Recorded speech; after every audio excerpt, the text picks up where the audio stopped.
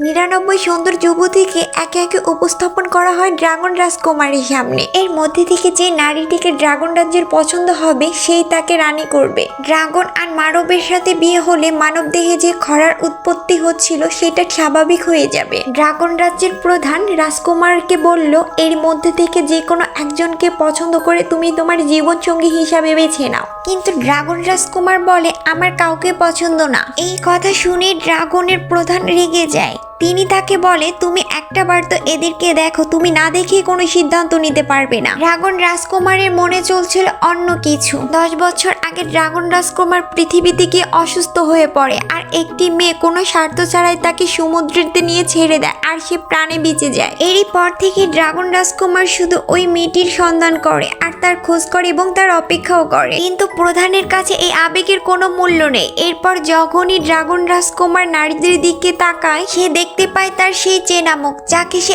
এত বছর যাবত ধরে খুঁজছে। এক নজর মেয়েটিকে দেখে সে চিনতে পারে এই সেই মেয়ে যাকে সে এত বছর যাবত ধরে খুঁজছে। ড্রাগন রাজকুমার সঙ্গে সঙ্গে সময় নষ্ট না করে পৃথিবীতে রওনা নেয় মেয়েটিকে ফিরিয়ে আনার জন্য।